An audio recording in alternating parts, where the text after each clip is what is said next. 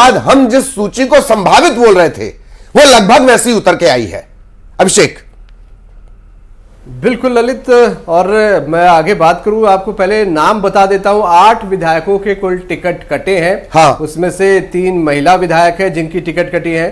नवागढ़ से गुरुदयाल बंजारे का टिकट काट के मंत्री रुद्र कुमार को टिकट दिया गया है। हाँ। खुज्जी से छन्नी साहू थी, भोलाराम साहू को टिकट दिया गया, उनका टिकट काट के। चित्रकूट से राजमन बेंजाम थे विधायक कांग्रेस के, उसका टिकट काट के प्रदेश अध्यक्ष दीपक बैज को दिया गया है। दंतेवाड़ा से देवती कर्मा विधायक थी, अब उनके बेटे छविंद्र कर्मा को टिकट दिया गया है। पंडरिया से ममता चंद्राकर थी विधायक, उसको काटकर नीलकंठ चंद्रवंशी को टिकट दिया गया है। काकेर से शिशुपाल सोरी थे, उसकी जगह शंकर ध्रुवा को टिकट दिया गया है। अंतागढ़ से अनूप नाग थे, उसकी जगह रूप सिंह पोटाई को टिकट दिया गया है। डोंगरगढ़ से भुवनेश्वर बघेल थे, अब दलेश्वर साहू को टिकट दिया गया है। तो कुल 8 विधायकों के टिकट कटे हैं इस 30 नामों में, और उसमें से 3 महिलाएं हैं जिनकी टिकट कटी है।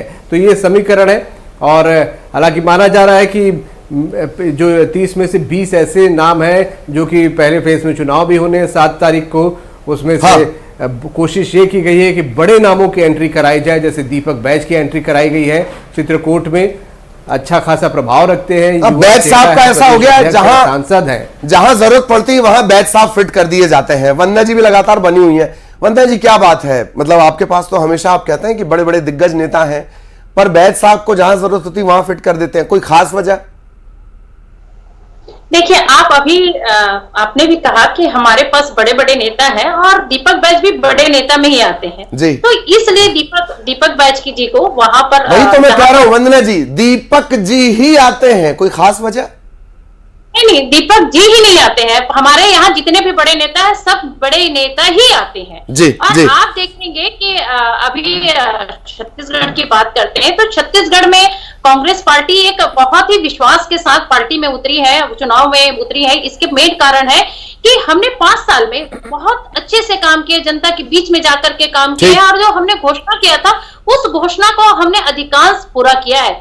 लेकिन यहाँ पर एक महत्वपूर्ण बात ये देखने को मिल रही है कि भारतीय जनता पार्टी के जो प्रधानमंत्री जी हैं, हमारे प्रधानमंत्री जी हैं नरेंद्र मोदी जी, छत्तीसगढ़ में आकर के गारंटी देते हुए घूम रहे हैं। तो भारतीय जनता पार्टी को गारंटी देने की आवश्यकता क्यों पड़ी? क्या उस गारंटी पर जनता विश्वास कर पाएगी? नहीं कर पाएगी, क्योंकि 2014 में नरेंद्र मोदी जी ने गारंटी दिया था कि 100 दिन में महंगाई कम करूंगा। उस गारंटी का कोई अता पता नहीं। 2014 में नरेंद्र मोदी जी ने गारंटी दिया था कि 2022 तक किसानों की इनकम दुगुनी होगी। आज किसानों की आपके वादे भी तो, की सरकार, आपका घोषणा पत्र भी तो अमल में नहीं आ पाया है अब तक पूरी तरह से 100%। देखिए, किसी भी पार्टी की बात करें तो कोई भी पार्टी 100% घोषणा पत्र को पूरी नहीं कर पाती है, और हमारी जो कांग्रेस पार्टी है 36 में तो हमने 34 वादा पूरा करके दिखाया है।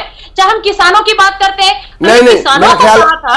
हाँ, टीएस बाबा के आंकड़े थोड़े अलग हैं वंदना जी।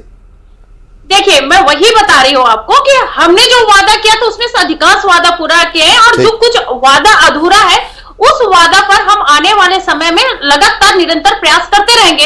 और कहा जाता है कि प्रयास करने वालों की कभी हार नहीं होती, तो हम प्रयास कर रहे हैं। और दूसरी बात कि हम भारतीय जनता पार्टी के पास नहीं कोई नियत है और नहीं